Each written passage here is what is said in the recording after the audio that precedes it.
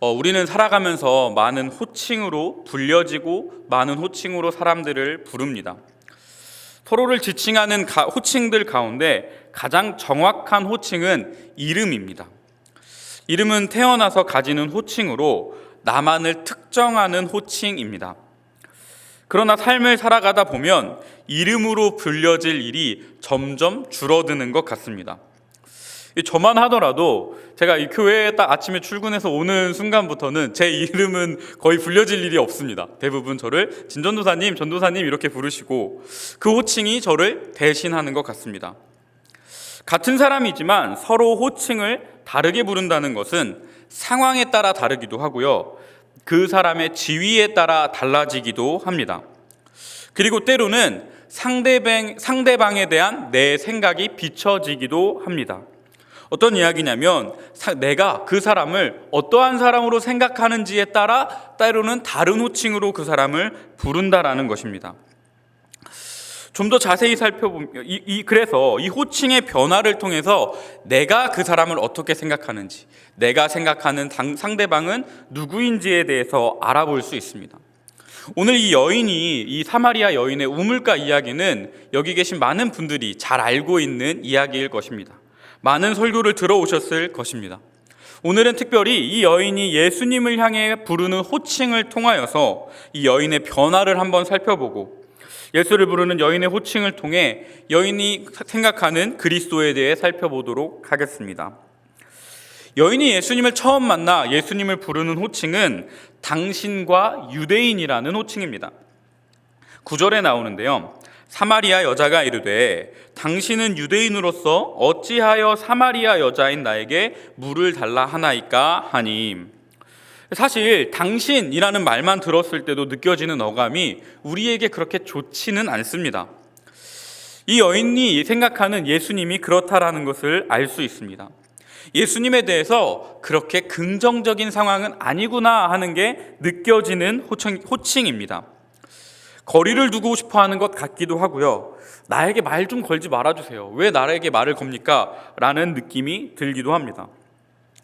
더구나 이제 당신은 왜 나에게 이렇게 말하면서 함께 사용하는 호칭이 유대인이라는 호칭을 사용합니다. 예수님이 유대인이라는 것은 잘 알고 계실 텐데요.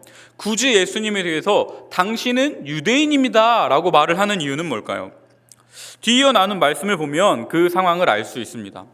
유대인들이 사마리아인들과 상종하지 아니함이로라. 어떤 걸까요? 유대인들이 사마리아인과는 상종하지 않았다고 합니다. 그러니까 여인은 이런 것이죠. 당신은 유대인입니다. 유대인들은 우리를 상종하지도 않는데 왜 나에게 말을 거십니까? 라는 느낌이 들어있는 답이라는 것입니다. 사마리아 지역에 사는 사람들이요, 이스라엘이 특별히 여러 나라의 침략을 받았는데요. 그러다 보니 인종이 뒤섞이는 일이 많았다고 합니다.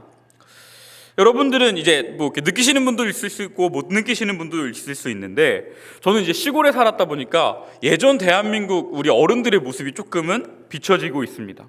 어떠한 일이 있었냐면 저희 동네가 이제 축사나 이런 일들을 하는 분들이 많았는데 그런 곳에는 외국인 노동자들이 와서 일을 하는 경우가 굉장히 많았습니다. 그래서 어른들이 이렇게 깜댕이다, 혹은 혼혈, 그렇게 와서 결혼을 해서 아이를 낳은 아이들을 보고 튀기다 이런 말을 하면서, 지금은 잘 사용하지는 않지만 당시에는 인종차별이 되게 비일비재했었습니다. 근데 2000년대를 살아가고 있는 제가 느꼈던 대한민국의 모습도 그러했는데 2000년 전에 중동의 혼혈 민족은 어떠한 취급을 받았을지를 생각해 본다면 사마리아인들이 받았던 취급을 조금이나마 생각해 볼 수 있습니다. 더군다나 당시에 인종이 뒤섞인다는 것 중에 가장 중요한 문제는 신이 섞이는 것을 의미했습니다. 신이 섞인다는 게 어떠한 의미냐면요, 그러니까 유대인들은 예수님을, 하나님을 믿으며 살아왔지만 당시 주변에 있는 많은 국가들은 다른 우상들을 섬기고 있었습니다. 그런데 이렇게 피가 섞인다는 것은 그들의 우상이 이 땅 가운데, 이스라엘 땅 가운데로 들어왔다라는 것을 의미하고 있습니다. 특별히 중동 지역에는 다산, 이런 신들이 되게 중요한 신들 중에 하나였거든요. 태양을 섬기는 신, 다산을 섬기는 신들이 굉장히 중요한 신 중에 하나였는데, 그 신을 섬기는 행위, 신에게 예배를 드리고 제사를 드리는 행위 중에 그들끼리 이렇게 성행위를 하는 것들이 비일비재했습니다. 그리고 그렇게 태어난 이들이 모여 사는 곳이 어디였냐? 사마리아 땅이었습니다. 그러니 유대인들이 보았을 때 사마리아인들은 죄인 중에 죄인들입니다. 도저히 다가갈 수도 없는 사람들이었습니다. 그러니 여인이 예수님께 당신은 유대인으로서 왜 나에게 말을 것입니까? 라고 선을 긋는 것은 단순히 사람과 사람으로서 나에게 말을 걸지 않았으면 좋겠습니다가 아니라 민족과 민족으로서, 어떤 지역과 지역으로서의 여러 가지 어감들과 반감들이 뒤섞여 있는 말이라는 것입니다. 당신과 같은 유대인들은 우리 사마리아 사람들을 그렇게 무시하고 멸시하고 그런 행위들을 하면서 왜 우리에게 나에게 물을 달라 하십니까? 라는 것이죠. 이스라엘의 구원자이시며, 아니 온 땅의 구원자이시며 메시아이신 예수님에 대해서는 알지 못한 채, 깨닫지 못한 채 예수님을 그저 유대인으로만, 예수님을 그저 그 땅을 살아가는 유대인의 한 사람으로만 바라보고 있는 여인의 모습을 알 수 있습니다. 우리도 그런 적이 있었습니다. 예수님을 전혀 알지 못하는 상태, 그때가 우리에게도 있었습니다. 복음을 듣지 못한 우리들의 상태가 이 여인과 같았습니다. 언제적인지 모르시고 기억이 나실지 않을 수도 있지만 우리도 예수를 그저 먼 나라의 신의 한 사람 중으로, 여러 사람들이 믿는 그저 가장 큰 교단의, 가장 큰 어떤 종교의 신 한 사람으로만 생각하던 때가 있었습니다.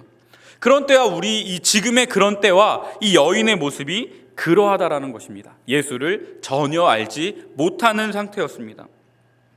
그런데 여인이 조금 한 걸음 나아갑니다. 두 번째 사용하는 호칭을 보면 알 수 있는데요. 두 번째 사용하는 호칭은 두 번째 2-1은 주여입니다. 11절과 15절에 나오는데요. 여자가 이르되 주여 물 길을 그릇도 없고 이 우물은 깊은데 어디서 당신이 그 생수를 얻겠사옵나이까? 15절입니다. 여자가 이르되 주여 그런 물을 내게 주사 목마르지도 않고 또 여기 물 기르러 오지도 않게 하옵소서. 두 번의 주여가 사용되는데요. 내용을 보면 우리는 이렇게 무심코 넘어갈 수 있지만 내용을 자세히 보면요, 이 여인이 아직은 예수님을 다 받아들이지 못했다라는 것을 알 수 있습니다. 상황은 이러합니다. 이제 여인에게 예수님이 물을 달라 하셨고, 이제 왜 나에게 말을 것입니까 하니까 예수님이 여인에게 말했습니다. 이 물 달라고 하는 이가 누구인지 알았으면 네가 나에게 물을 달라고 했을 것이다 라고 말을 합니다. 그러니까 여인이 말을 하는 것입니다. 아니 주여, 물기를 그릇도 없으신 분이, 이 우물은 더군다나 깊은데 어떻게 물을 구해서 저에게 주실 겁니까? 약간 비꼬는 것이죠. 물기를 그릇도 없으신 분이 저에게 어떻게 물을 주겠다고 하시는 겁니까? 이야기하는 것입니다. 또 예수님이 이제 이야기하시죠. 내가 주는 물을 마시면 넌 영원히 목마르지 아니할 것이야 라고 말을 하자, 그런 물이 있다면 저에게 한번 좀 줘보십시오. 제가 이 고생 좀 안 하게, 맨날 이 물 들어오는 고생 좀 안 하게 저에게 그런 물이 있다면 한번 줘보세요 라고 이야기하는 것이죠. 호칭적으로는 조금 나아간 것 같아요. 당신에서 주여라는 호칭으로 보아서 조금 나아간 것 같기는 하지만 아직은 여인이 예수님을 그리스도로, 혹은 어떤 삶의 주인, 어떤 메시아로서 바라보고 있는 것 같지는 않습니다. 여기서 조금 더 나아간 호칭이 이제 19절에 나오는데요. 여자가 이르되 주여 내가 보니 선지자로소이다 라고 얘기합니다. 예수님을 뭐라고 얘기하죠? 선지자라고 호칭을 합니다. 앞에 주여와는 조금 더 다른 것 같아요. 앞에 주여가 예수님의 말을 조금 비꼬기 위해 사용된 주여라면, 뒤이어 사용된 주여는 이제 선지자라고까지 말을 하는 것으로 보아서 조금은 예수님을 존중하는 상태가 된 것 같습니다. 그런데 여기서 주여는 우리들이 생각하는 주여와는 조금 차이가 있는 것 같습니다. 여러분, 우리 주여라는 호칭 굉장히 많이 사용하시죠? 우리가 기도할 때, 어떤 삶에서, 예전에 이렇게 어른들은 물건 떨어지고는 아이고 주여 이런 얘기도 많이 하셨었는데, 그런 것을 통해서 우리가 주여라는 호칭을 굉장히 많이 사용하는데, 그 주여와 이 여인의 주여는 조금 차이가 있습니다. 어떤 차이가 있냐면요, 우리가 주여라고 호칭을 사용하는 것은 이런 의미입니다. 예수님께서는 저의 삶의 주인입니다. 예수님을 내 삶의 주인으로 모십니다라는 느낌이 들어있는 주여입니다. 그런 뜻이 담겨 있는 것이죠. 우리가 기도하며 또 살면서 부르는 주여는 우리가 주님의 백성이니 내 주인이 되신 주님을 찬양합니다, 나의 주인이 되어 주십시오라는 느낌이 들어있는 호칭이라면, 여인의 주여는 거기까지는 못 간 것 같습니다. 우리나라로 따지자면 약간 선생님 정도의 호칭인 것 같습니다. 선생님이라는 말 들으면 조금 이해가 되실 것 같아요. 선생님이라는 호칭은요, 우리 대한민국에서 정말 쉽게 쓰이고 많이 쓰이는 호칭입니다. 어떨 때 많이 사용하시나요? 좀 어른을 한번 부르고 싶은데 이분을 뭐라고 불러야 될까 싶을 때 선생님 이렇게 호칭을 사용하시지 않나요? 아저씨, 아줌마 이런 호칭을 사용하기는 좀 애매한 것 같고, 지나가는 분을 한번 부르고 싶은데 조금 애매할 때 저 선생님 뭐 하십니까? 이렇게 호칭을 합니다. 그런 호칭이 지금 사마리아 여인이 느끼는 주여라는 호칭인 것 같습니다. 사마리아 여인의 주여는, 그 호칭은 이제 예수님을 약간 당신이라고 부르긴 좀 애매한 것 같고, 그러니까 유대인이긴 하지만 조금 존중은 해줘야 할 것 같고, 조금 대단한 사람인 것 같기는 한데 뭔가 좀 애매한 상황이 되니까 사용하는 호칭이 바로 주여입니다. 그러니까 우리로 따지면 선생님 정도의 호칭인 것 같습니다. 그리고 함께 이제 이어서 나오는 호칭이 뭐였죠? 선지자입니다. 선지자는 이스라엘 백성들 가운데 있어서 종교적 지도자입니다. 선지자라는 뜻 자체가 먼저 아는 자들입니다. 무엇을 먼저 알까요? 무엇을 먼저 아는 사람들을 선지자라고 불렀을까요? 하나님의 뜻을 먼저 아는 자들을 선지자라고 불렀습니다. 하나님의 뜻을 먼저 안다고 인정한 것이죠. 그러니까 예수님의 말을 들어보니 이분이 뭔가 다르구나까지 나갔다가 이제 지금은 어디까지 나갔을까요? 이분이 하나님에 대해서 말을 하는구나, 이분이 하나님에 대해서 전하는 분이구나 라는 게 느껴지는 것이죠. 하나님의 뜻을 먼저 안다고 인정하는 것입니다. 그러니 이 사람을 예수님을 어느 정도는 하나님의 대언자이자 하나님의 대리자로 바라보고 있다는 것입니다. 더군다나 선지자는 이스라엘에게 있어서 왕에게도 직언을 할 정도의 사람이었습니다. 그러니 이 선지자라고 부른다라는 것은 이스라엘 땅, 중동 유대 땅에 있어서 굉장히 예수님을 인정하는 호칭이었습니다. 여인이 예수님을 선지자로 부른다는 것은 그만큼 예수님에 대해서 인격적으로 그리고 종교적으로 인정을 하고 나아가고 있다는 것을 볼 수 있습니다. 그럼 여인의 그 선지자라고 부르는 호칭, 여인의 이 마음과 우리를 비교해 보면 어떨까요? 어떠한 모습이 여인의 지금의 모습이라고 할 수 있을까요? 여러분, 우리는 우리 교회의 많은 목사님들 그리고 전도사님들을 존중합니다. 그리고 존경합니다. 그리고 그분들의 말씀을 매주 듣습니다. 우리 교회뿐만 아니라 대한민국에 있는 수만 교회에서 많은 목사님들이 매주 설교를 하고 계시고 그 말씀을 수백만 교인들이 듣고 있습니다. 그런데 안타깝게도요, 많은 사람들이 거기까지만 나아갑니다. 듣는 것으로 끝납니다. 많은 설교들이 매주, 정말 주옥 같은 설교들이 매주 쏟아져 나오지만 우리나라는 그렇게 변하지 않습니다. 한국 교회는 그렇게 변화하고 있지 않습니다. 예수님을 존중하고 종교적으로 인정만 하는 것은 이런 것입니다. 분명 좋은 말을 하는 사람으로, 들을 만한 말을 하는 사람으로 인정하지만, 종교적으로 인정하지만 그 사람의 말로써 나의 말과 행동이 변화하지는 않습니다. 그 사람의 어떤 무언가를 존중할 만하긴 하지만 그 사람이 나의 삶에 영향을 주고 있지는 못한 상태입니다. 예수님을 종교적으로 바라보는 사람들의 모습이 이와 같습니다. 종교적으로 예배를 드립니다. 종교적으로 말씀 듣습니다. 찬양합니다. 그러나 거기까지입니다. 거기서 더 나아가지 못합니다. 변화하지 않습니다. 그저 그 상태로 만족합니다.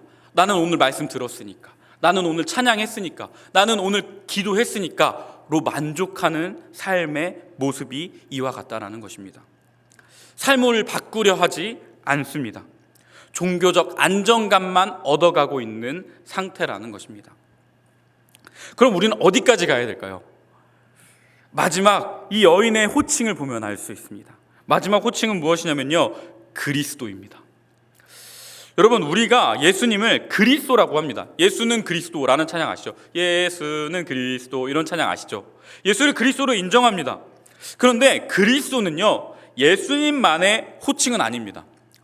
그러니까 무슨 말이냐면요, 뜻 자체로만 보면은 실질적으로 그 호칭을 가져갈 수 있는 분은 예수님밖에 없지만, 그 호칭이 지니는 진정한 의미는 구원자, 메시아라는 의미이기 때문에 어떤 직책이거든요. 그리스도는 직책. 그러니까 대통령이라는 직책이 지금 현재는 우리나라는 윤석열이니까 윤석열 대통령만의 것은 아니잖아요. 후에 다른 사람이 대통령으로 뽑히면 그 호칭을 가져가죠.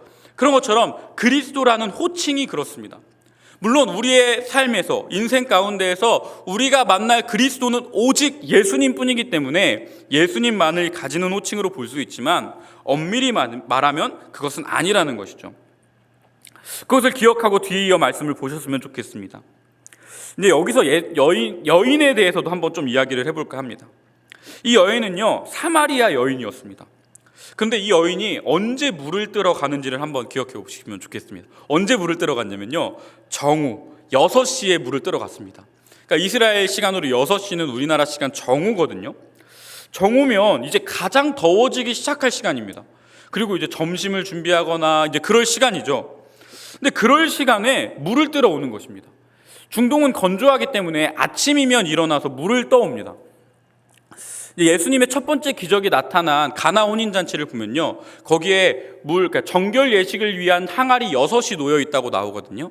그 물은 어떤 때 사용하냐면 집에 오는 손님들, 혹은 내가 집을 오가거나 밖에 나갈 때 손과 발을 씻는 용도로 사용합니다.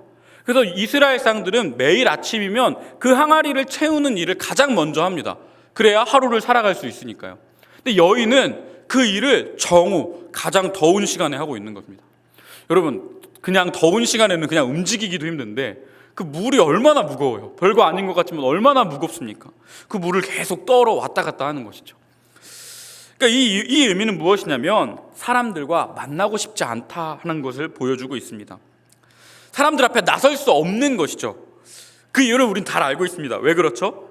이 여인이 남편이 5명이 있었다고 합니다. 그리고 지금은 또 다른 남편과 살고 있다고 합니다. 여러분, 그래도 이혼이 조금은 이제 그래도 받아들이기 좀 쉬워지고 있죠, 우리나라에서도. 그런데 아무리 그렇다고 하더라도 4번, 5번 이혼을 하고 6번째 남편과 살고 있는 여인이 지금 이 땅 가운데 있다고 한다고 하더라도 조금은 가까이 하기 어려울 수 있겠죠.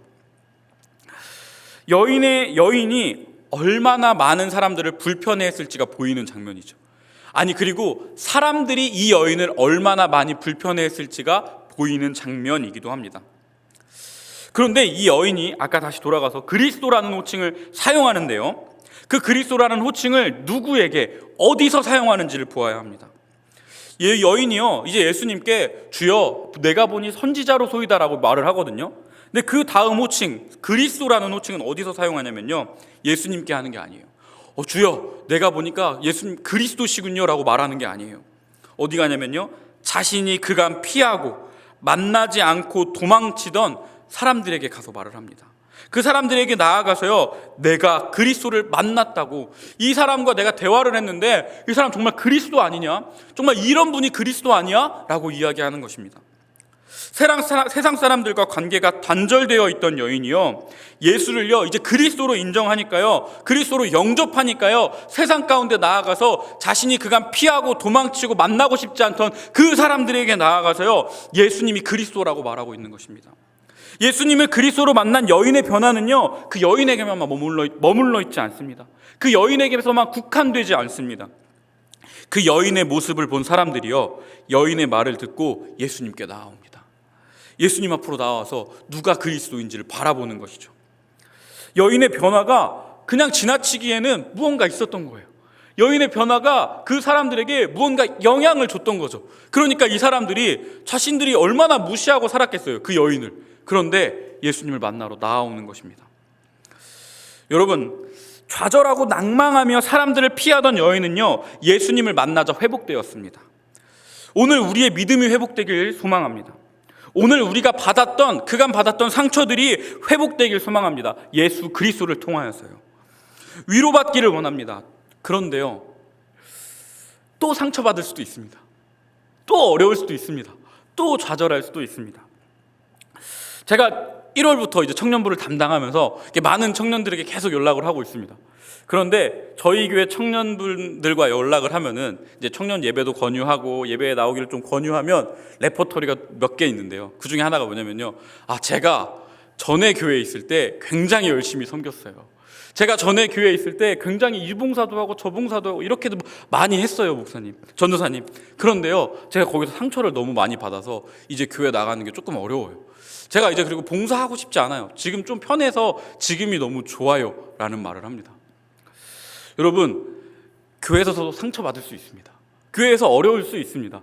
교회가 왜 그래? 라고 하지만 교회는요, 죄인들이 모인 곳이기 때문에 그렇습니다. 상처받을 수 있죠. 그런데요, 그렇게 넘어져 있기만 하면요, 교회가 아니에요. 교회는요, 넘어졌다가 일어나는 곳이 교회입니다. 그간 많은 상처와 어려움들로 인하여서 두려우셨습니까? 상처받아서 어려우십니까? 교회로 나오십시오. 다시 일어나십시오.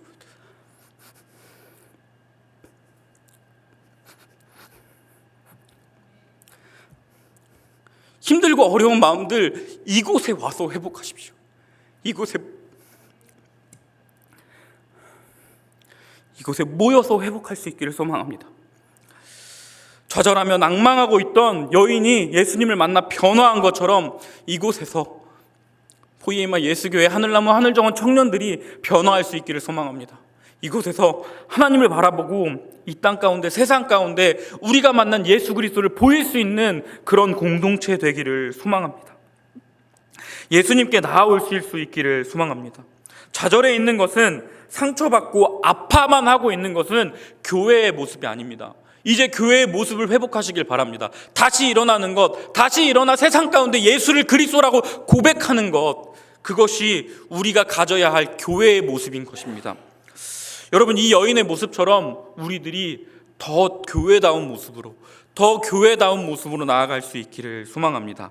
다시 세상 속으로, 다시 교회 속으로 나아올 수 있는 저와 여러분 되기를 소망합니다. 우리 시간 함께 찬양했으면 좋겠는데요. 우리 잘 아시는 찬양입니다. 우물가의 여인처럼이라는 찬양인데요. 함께 찬양하면서 이 여인의 마음이 우리의 마음이 되고 우리들의 마음으로 예수를 주로 고백할 수 있기를 소망합니다.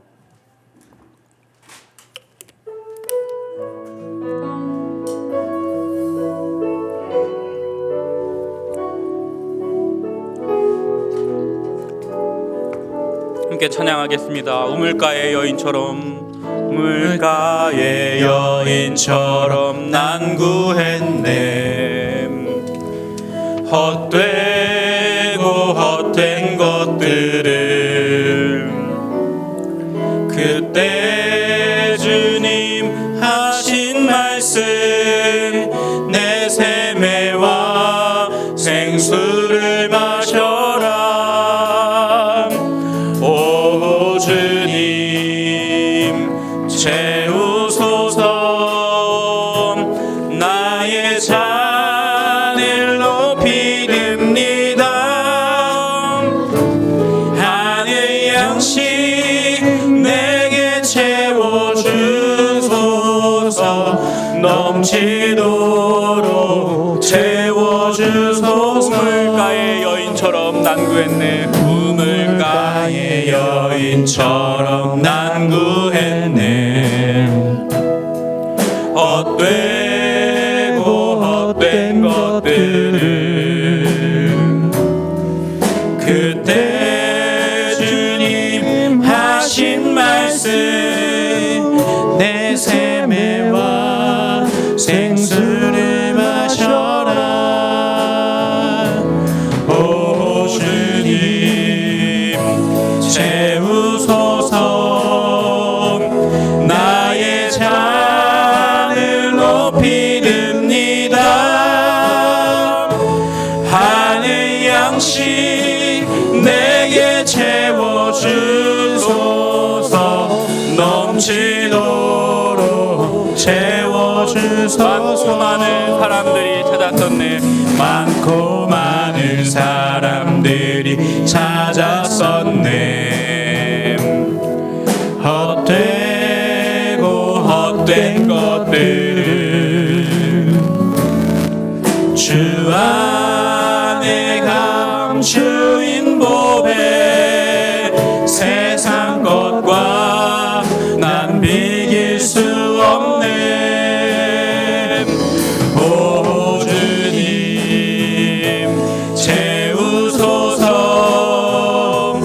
나의 잔을 높이 듭니다. 하늘 양식 내게 채워주소서. 넘치도록 채워주소서. 많고 많은 사람들이 찾았었네. 헛되고 헛된 것들을 주 안에 감추인 법에 세상 것과 난 비길 수 없네. 오 주님 채우소서. 나의 잔을 높이 듭니다.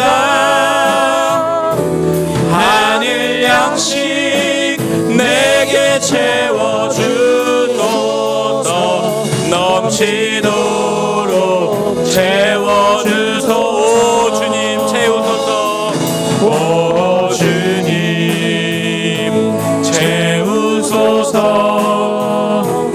나의 잔을 높이 듭니다. 하늘 양식 내게 채워주소서. 넘치도록 채워주소서. 주님 채우소서.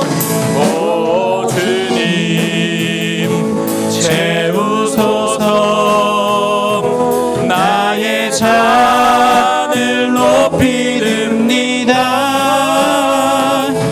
하늘 양식 내게 채워주소서. 넘치도록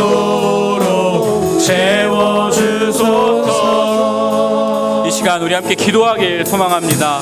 주님, 우리가 이 땅 가운데 오셔서 우리의 마음을 어루만져 주시고 우리의 아픈 마음을 위로하여 주시고 우리의 아픈 마음을 주님 치유하여 주셔서 이 땅 가운데 우리가 예수를 주로 고백하며 예수를 그리스도로 고백하며 살아가는 포이에마 예수교회 하늘나무 하늘정원 또 늘푸른 예배에 오신 모든 분들 되게 해달라고 이 시간 함께 주여 한번 부르시면서 기도하도록 하겠습니다. 주여, 사랑하는 하나님, 우리가 주님을 주로 고백합니다. 우리가 주님을 예수 그리스도로 고백합니다.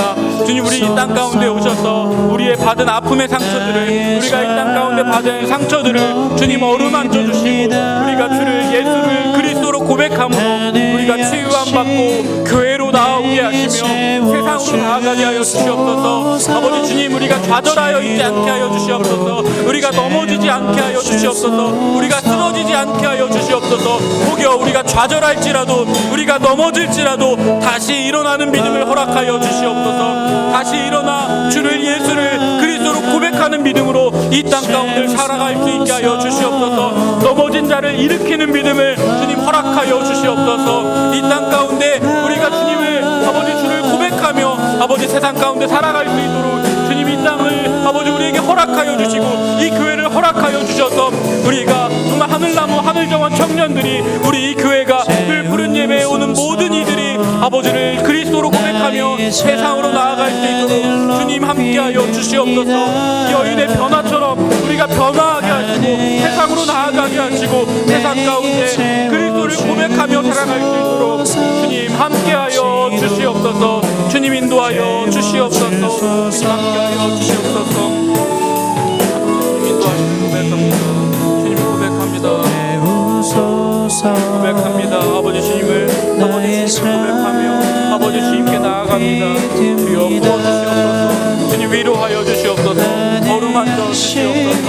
주여 함께하사 동행하사 우리에게 주님의 발걸음을 맞춰가는 믿음을 허락하여 주시옵소서. 주님 인도하여 주시옵소서. 만유의 주관자 되신 아버지 하나님 감사합니다. 오늘도 우리에게 기도할 수 있는 은혜와 자리를 허락하여 주심을 감사합니다. 우리가 예수를 그리스도로 인정하는 삶을 살아가길 기도합니다. 좌절하고 낭망하여 쓰러져가는 우리 삶 속에서 우리가 예수를 만나 일어나게 하시고 다시 세상 속으로, 다시 교회 속으로 들어와 예수를 말하는 삶을 살게 하여 주시옵소서. 하나님, 우리를 대신하여 아프셨던, 고난 당하셨던 주님을 기억하는 사순절 기간, 우리가 더 주님에 대해 고민하고 그 아픔을 잊지 않는 삶 살아갈 수 있도록 주님 도와주시옵소서. 우리의 삶이 주님과 동행하기를 소망합니다. 예수님의 이름으로 기도합니다. 아멘.